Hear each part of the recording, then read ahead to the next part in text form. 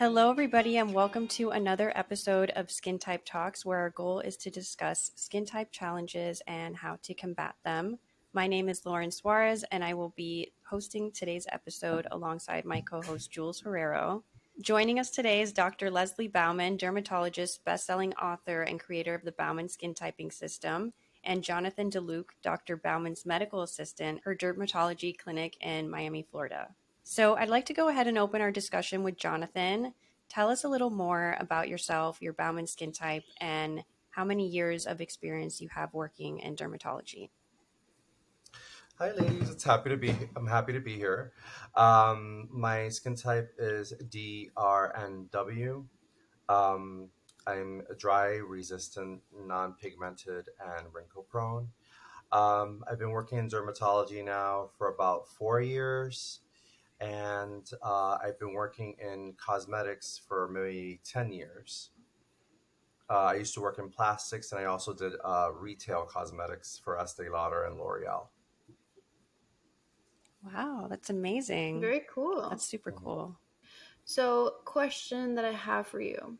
So, in your patients at the practice, what have you seen or what's the biggest mistake that you see in regards to skincare and your patients? Well, the biggest mistake is patients like to go a lot with what's happening or what's popular at the time, like using stuff that's Mm-hmm. being used everywhere. So they're like, let me use this and see what happens Like without Kylie knowing if it's Skin? right, Like without trendy knowing if stuff. it's actually great for them. I remember when Right. vitamin C Mm-hmm. blew up, everyone wanted to do vitamin C because it was everywhere. Right now it's hyaluronic acid. Mm-hmm. Everyone's doing hyaluronic acid, and people are Yeah. buying it and using it, and they might not even need it. It's just all marketing Right. Mm-hmm. sometimes. That's why it's so important to know what skin type you are, because that way you can use the right products for you and not be spending money unnecessarily. You know. Right. That makes sense. And Dr. B, I'd love to know your stance on this as well. What's the biggest mistake that you see with your patients with skincare? So I see people come in spending sometimes even $1,000 a jar on skin creams, and they aren't even the right thing for them. So the funny thing is sometimes I'll have somebody come in and they'll say, "Oh, my kids went off to college. I finally have time for myself, and I haven't really done the right thing for my skin. All I ever do is use sunscreen and a little retinol and Dove soap." And I smile because that person is doing a great thing. They actually were a dry skin type and they were using the right thing. Then the next patient will go, "I've always taken wonderful care of my skin. I use creme de la mer and La Prairie and all this stuff and these 8 things, but I don't do sunscreen. I don't do retinol." And I'm just like, oh my gosh. So it's really funny. It's not about how much money you spend. It's about knowing your skin type and using the right things and using things that work and not getting drawn in by the hype. Yeah. So Jonathan and I see patients together all the time, and it's always interesting to see the look on their face when they see that they're getting better skincare for less money and better results. Yeah, you essentially don't have to spend a lot of money. I mean, skincare doesn't have to be unaffordable, right? You don't have to spend Mm-hmm. $500 on a La Mer cream to get beautiful, Mm-hmm. healthy skin, you Yeah, and know? if you want some of the fancy new technologies, because there are some great ones out there that are expensive, Yeah. just make sure it's the right one for you. Like hyaluronic acid that Jonathan brought up is a great example. It's Hmm. very expensive and it actually causes problems for some of the skin types. Mm-hmm. Yeah. So interesting. Yeah. So, how would you, let's say somebody comes to the practice, right? And they don't know about this Bauman skin typing system. How would you go explaining it to them in terms that wouldn't overwhelm them after they take the questionnaire or before? Yes. Usually when a patient comes into the facility and they take the test, I always explain, for example, you are a DSPW. D means dry, S means sensitive, P means pigmented. Would you agree with that? And usually when they say, yeah, you're right, I do agree with that. You know, I, and then we normally go from there. And then we break down why it is that we want you to use these specific products. We're going to target kind of each letter Mm-hmm. depending on the situation. Um, we're going to target the Mm-hmm. D, and this is why we're going to use, for example, the Xerophyte barrier repair or the Xerophyte soothing and calming, depending on other issues that the patient might have, to repair that barrier Mm-hmm. so you're no longer dry. And if you are Right. sensitive, we're going to get rid of the inflammation that you may have causing that sensitivity. We're going to target each letter and get you where you want to be. Um, Essentially, when we get to the wrinkle prone part, that's where all the nice things start happening, the retinol, the perhaps we do some injectables. It's a great way to open up a new world for people who are not only interested in taking care of the skin, Mm-hmm. but they also want to take care of other parts of skin, or whether it's volume loss or fine lines and wrinkles. Yeah. Of course. Of course. And so how long would you say it takes to see improvement in your patient's skin after they start beginning the regimen correctly and start using the correct products? So this is a question that I have for both of you. So whomever wants to go first. I normally see the No, patient, you're good. and when they follow up, I see results within a month, because you just know. See, patients see each other see themselves every day. So if I don't see that Right. patient Mm-hmm. a month for a whole month, I'm gonna see the results right away. And we take pictures and Right. we Mm-hmm. compare. So we actually show them, this is what you look like on day one, and this is day, Wow. let's say 35. You could see the difference. You Mm-hmm. could see it in Mm-hmm. their texture, the glow of 100%. their skin. And that's just 1 month. So you let them know, hey, imagine what you're going to look like in 6 months if you keep doing this. Yeah. It's Yeah, so of amazing because course. we actually had a beta user trial where we sent several different people their skin type regimens, and we tracked their progress over the course of 3 months to see what would happen. And I'm telling you, like day zero to just 1 month later, it's absolutely Yeah. incredible. The quality of their skin, the texture, the glow, Mm-hmm. like it's just night and day. And it really doesn't Mm-hmm. take long to see that progress. So it's so incredible. Mm-hmm. Yeah. And what happened, what I did, because I'm sure that this happens with you and your patients, that they kind of forget how they looked like when they started. Hmm. So when you show them the before and after, they're like, oh my Yeah. goodness, they Yeah. have It amazing results it actually because it's a happened. visual. Yeah, Yeah. Mm-hmm. it happened the other day with my cousin. She stopped using her regimen completely, unfortunately. Mm-hmm. And I sent her before and afters the other day to get her approval before posting them on social. And she was like, "Wow, I really need to get back on my skincare routine. My skin looks so good." And I was like, "Yeah, like it really was looking incredible." So Mm-hmm. it really does make a huge difference. That's happened to me as well with patients. Sometimes patients fall off and things happen in their personal life where they stop coming for a while. And then when they return and they see their before picture, they're like, wow, Hmm. why did I stop? I need to get back on this. This is why I'm here. So we put them right Mm-hmm. back on Yeah. it, Mm-hmm. and they know that it's going to work. So It's almost like working out, like you'll stop for a while and then you're like, wait, oh my god, look at this picture of like when I was being yeah, super diligent about my workout routine. I really should like get back on it. It's kind of the same premise, but it deals with skin. So yeah. Mm-hmm. And what's the difference between how you treat patients at Dr. Bauman's practice in comparison to other practices you've worked at before? Well, before I used to work at a dermatology office that would take insurance, and a lot of doctors are or dermatologists are quick to correct the issue with medicine. For example, if someone comes in with rosacea, all right, why don't we take this prescription? I'll see you in a month. They don't really get into what's causing it. Let's try doing things the gentle way, using the right topicals. It's almost as if we're forgetting the basics. Let's go straight to Mm-hmm. prescriptions. And sometimes prescriptions are great, but when you Mm-hmm. use them with the right topicals, at some point in the future, you may not even need prescriptions because your skin's doing so well on the right topicals that Mm-hmm. you can leave the prescription behind. So Yeah. I approached it differently because that's the approach that the doctors had.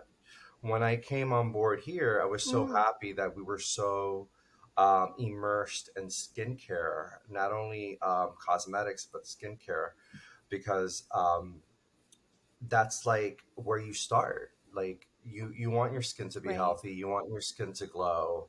I always get Mm-hmm. asked, what Mm-hmm. do you do for your skin? You always have a nice glow. And then people want to look healthy because it makes them feel good. Just like you said, going to the gym, Yeah. you want to go to the gym because you want to feel good and look good too. Right. Mm-hmm. Yeah, it's like a whole ecosystem. And I have noticed that as well. I mean, before I went to Dr. Bauman, um, I had gone to other dermatologists in the past, like when I was a lot younger, dealing with, acne and things like that. And yeah, they're very quick to prescribe, let's say, like retinol or whatever it is, like some topical, and they don't really get down to like the root of the issue, with like actually treating your skin. And then you go home and you don't know how to use that topical correctly, even. And then you're Right. just going to get all Mm-hmm. these horrible side effects, which used to always happen to me. So I was like, well, I guess I just can't see dermatologists because I just get worse. But it's a totally different situation at BCRI, and Dr. Bauman's skin typing system is just, it's such a game changer in that regard. And So Lauren, the reason that happened is with your skin type, when you use retinol, the moisturizers and the cleansers that you mm-hmm. use with it dramatically affect the way you tolerate retinol. Yeah, So they probably didn't tell you what cleansers and moisturizers to use. They exactly. probably just gave you a Retin A prescription or something. Mm-hmm. Yeah, they don't And they now, don't even guide you into like what, oh, like you should use this in the morning and this at night. They don't tell you anything. They're just like, just take this and like do whatever you've been doing on top of that, and that's it. Right. Mm-hmm. And what just like drives me the blind. craziest, I hate it when they just give you antibiotics, for acne, Yeah. rosacea, take some antibiotics. And, the microbiome is so important that Yeah. there's no reason to just jump to antibiotics. A lot of times we can clear our patients up without prescriptions just by getting them on the right skincare because their Right. skincare was Mm-hmm. causing a lot of their Yeah. problems. Yeah, it's So almost that, like a shortcut. It's like it's kind of it's like, a band-aid almost. yeah. Mm-hmm. That kind of reminds you of a band-aid. And to your point, or to what you're saying, Lauren, this was years ago. It was probably like in high school. Hmm. I got a rash, and I think it was, I didn't really have bad acne at that time, but it was just like little bumps. So I went to the derm, and he prescribed antibiotics, and then I went and I saw it was like $400. It was a cream and a pill, and I was like, this is ridiculous. Like, I'm just gonna go use a cleanser. And eventually it went away. Yeah. But I'm sure this leads to my next point. I'm sure that it's happened that to both of you, that you see a patient and you ask, okay, what products are you using right now? And a lot of it has to do with the type of cleanser that they're Mm-hmm. using. Yeah. And I feel like cleansers don't get enough hype They're as so much as they important. should. Yeah. It's probably like what the most important step aside from like SPF, because like it really sets the stage for everything else that comes after. How do you talk about cleansers to your patients, or how do you help them understand how important it is in your regimen? Yeah. Because a lot of people assume like, oh, I'll just use Cetaphil, or I'll just use like an apricot scrub that actually damages your skin barrier. Yeah. Yeah. Dr. B or Jonathan, either of you can answer. I'll let Jonathan answer first. Well, we always explain why cleansers are important because that's your step one, right?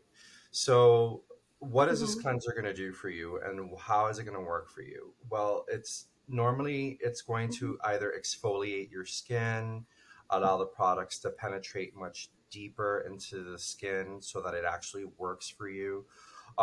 There's a combination of Mm-hmm. how things work and how they synergistically are placed on the skin. So, being that that's your number one step, to me, that's important, right? Normally, when people buy cleansers, they'll buy one cleanser and just use that cleanser morning and night, right?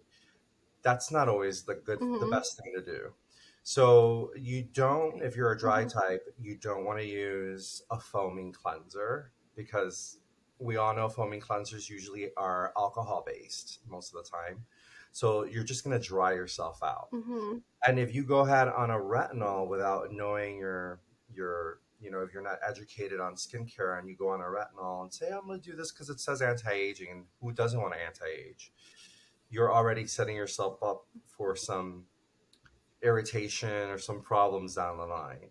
So having the best cleanser is the best, uh, I think, the best step and the most important one as well, because you're setting you're like it's like having a canvas and it's already blank. What are Mhm. we going to put on this canvas to start the process of Mm-hmm. creating a picture, right?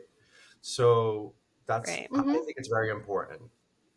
So I agree with what Jonathan's saying. The cleanser is really what preps your skin for the rest of the regimen. So the cleanser either takes lipids off of your skin if you're oily, or it deposits lipids on your skin if you're dry. It lowers or raises your pH, and that dramatically affects the what happens with the next product. So for example, if you're going to use a vitamin C serum, they only penetrate into the skin at a pH of 2 to 2.5. Mm-hmm. Most foaming cleansers and soaps raise your skin's pH to 10. So if you use a foaming cleanser and then you use a vitamin C, that can affect the penetration. You're wasting your money on the vitamin C. So that's why we Mm-hmm. always use a hydroxy acid cleanser. Depending on your skin type, whether you're oily or dry, it could be a alpha hydroxy or beta hydroxy acid cleanser prior to a vitamin C serum, because that helps the vitamin C serum penetrate better. So when you're buying your $130, $140 vitamin C serum, buying that $30 cleanser that goes with it is going to save you so much money in the long run, because you're going to get a better result. So, and as Jonathan was saying, many times you don't want the same cleanser morning and night. So to use the example of the hydroxy acid cleanser, that might be too much for you to use twice a day. Right. So your PM cleanser is always designed to be the one that gets makeup and sunscreen and dirt off of the skin best. So it's a little bit more Mm-hmm. cleansing, but you don't need that same level of cleansing in the morning. So that's why a lot of times the regimens will have a different morning cleanser and a different evening cleanser. But again, it depends on your skin type. Some skin types are easier than others. And Mm-hmm. so, what happens if, Dr. B, I really want to ask you this question. What would happen if a dry skin type were to use products meant for oily skin? And for example, I know that you said that salicylic acid is what you would use for an oily skin type. What happens if an oily skin type used glycolic instead? So glycolic acid doesn't get down in the pores and clean them out, and oily skin types are more likely to get whiteheads and blackheads. So the glycolic acids wouldn't clear their blackheads. Got it. Got Right. it. So would you want to use could an oily skin type use a combination of the two, like glycolic and salicylic acid? The problem, that's a whole chemistry answer, but the pKa of both of those is different. So you can't formulate those two together in the proper pH to where you get it's so hard to explain, but where you get the right chemical structure of the acids. So like you So, won't get the benefit of the acids essentially, like it won't penetrate your skin correctly, so it's kind of like Mm-hmm. almost counteract, like it's not doing what it should do. right. I have a chapter in my textbook that talks about it, but the hydroxy acid, they exist in this balance between a salt and an acid. And that's all Mm-hmm. based on the pKa is the pH at which your salt equals your acid. Mm-hmm. And so the pKa for salicylic acid and alpha hydroxy acid are not the same. So you can never get that same balance of acid salt with those two in the same thing. In the same So formula. in some cases, you'll see a glycolic acid in a salicylic acid cleanser, but when we choose that cleanser, we're choosing it based on which one is right. So if the salicylic acid is in the right formulation and we want a salicylic acid cleanser, we choose it as a salicylic acid cleanser because we know the glycolic acid isn't going to work in that formulation.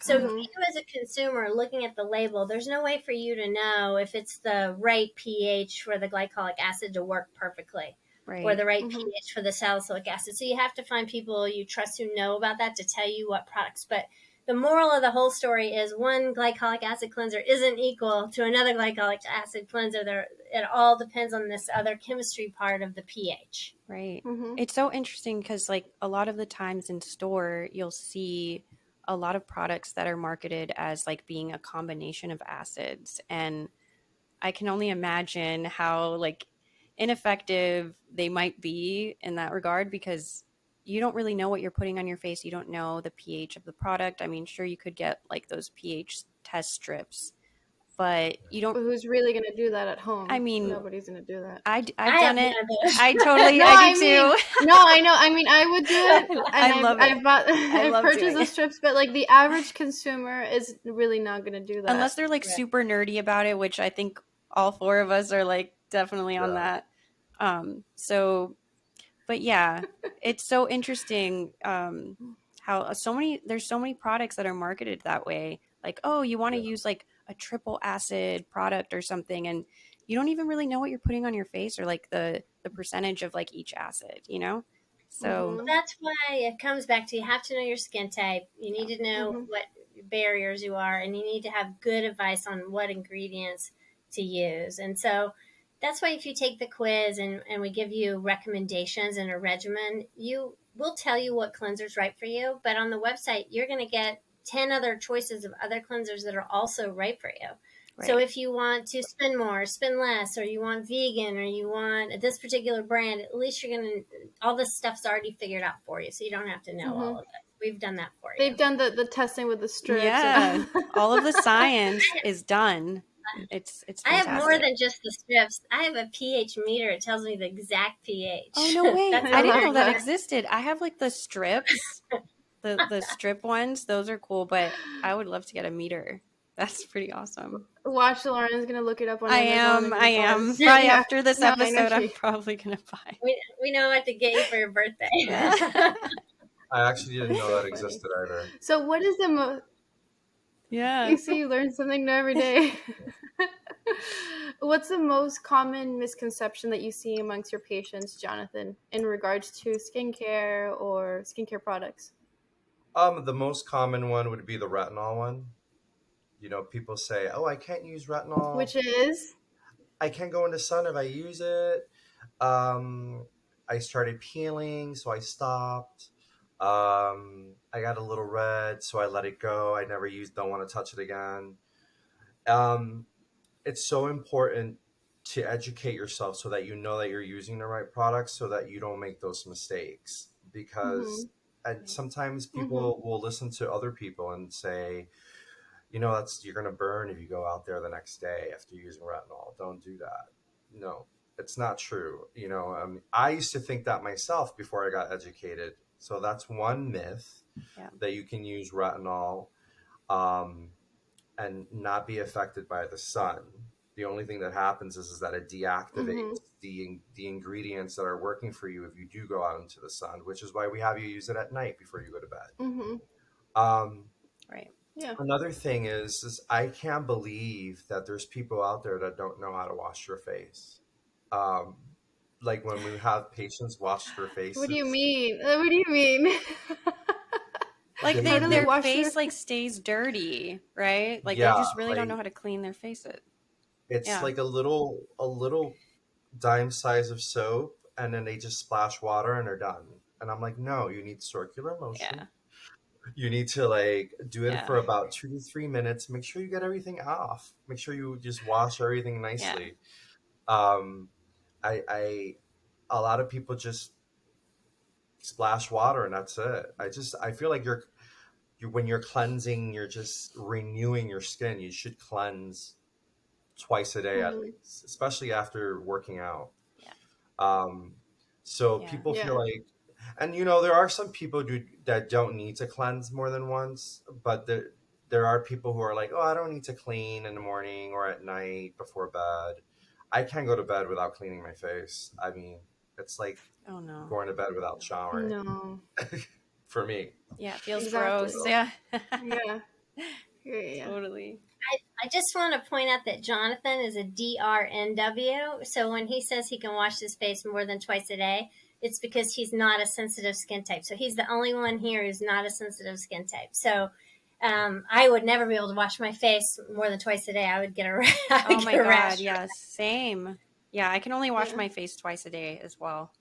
If not, Yeah, each yeah. Yeah. skin type. No, if I wash it more, like 3 times, it's because I worked out and I know Yeah, that I have to continue and I don't want to like get any breakouts. But then I make sure to use a really gentle cleanser because then if I use my salicylic, then that'll be a little bit much. Even though I have oily skin, I do have sensitive skin. Yeah, Um, so I think that's why it's so important to have 2 different types of cleanser at least. yeah, I agree. absolutely. And Dr. B, I would love to know the same question for you. What are the most common skincare misconceptions that you see with your patients? We see so many every day, but the one that I think is the most important for people to know is that hyaluronic acid makes everything else penetrate into the skin easier, which is Mhm. not always a good thing. So when you have acne and you're starting retinoids are they get in the skin really easily anyway. So if Mhm. you are trying to acclimate to your retinoids and you're using a hyaluronic acid serum, like we see this all the time with acne patients, that can really cause irritation. Same thing with benzoyl peroxide. So if you're using benzoyl peroxide and hyaluronic acid together, that's when you see these kids who get on these acne regimens and they're peeling and they're miserable and then they won't use it. They come back in a Mhm. month and they're not using it. So that's why hyaluronic acid is a trendy ingredient, but it is not for everyone. I like it better for oily skin types who are more resistant and we're trying to Mhm. get some ingredients into your skin. Resistant people, their skin keeps things out. So that's why hyaluronic acid is really good for resistant skin types, but it's not great for those dry sensitive people. So Right. I see that a lot. Very, Interesting. very interesting. That's so cool that I mean, it's wild that hyaluronic acid, excuse me, that hyaluronic acid can do that. Just They like put it in drugs. They put it in mm, drugs to make it get in the skin better. yeah, and it's in Mhm. practically Oh, wow. all skincare these days. I mean, you see it everywhere. It's Right. marketed Well, as Yeah. I'm not saying you can't have a little hyaluronic acid in your moisturizer, but people who buy those hyaluronic acid serums that are just straight hyaluronic acid, yeah. those really make everything else get in better. And it can also And make dry skin drier, right? Yeah. yes, that's what I was gonna Yeah. say. And to your what you were saying, Jonathan, that right now there's like a huge buzz with HA serums. Hmm. I had a friend randomly text me like, "Oh my gosh, should I get this?" And I was like, "Okay, what's your skin type? Have you taken the questionnaire?" And she's like, "Yeah, I'm dry sensitive, blah blah blah." I'm like, "Okay, do you have what moisturizer are you using?" She's like, "No, I'm not using a moisturizer." And I said, "Okay, don't buy that $80 serum. First, you need to get a moisturizer that repairs your barrier." I'm like, and I said, "Who told you you had to get that?" She's like, "Oh, Google did?" Oh And a my God. Google ad. And I was like, "No, don't do that because it's going to further dry out their skin." Absolutely. Hmm. But again, it's because they're not educated and they don't know and they're guided by social media, marketing, influencers. So Yeah. there's just a lot of information out there that I'm sure a lot of people can be overwhelmed by. Yeah.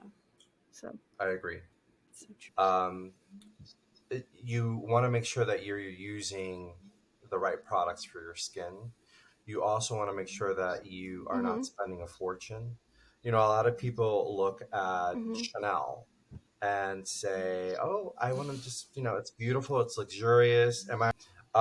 So they look at Chanel, it's luxurious, it's $400, it's $500. I want to buy it. You could get the best skincare for less than $100 and look like you are using Chanel.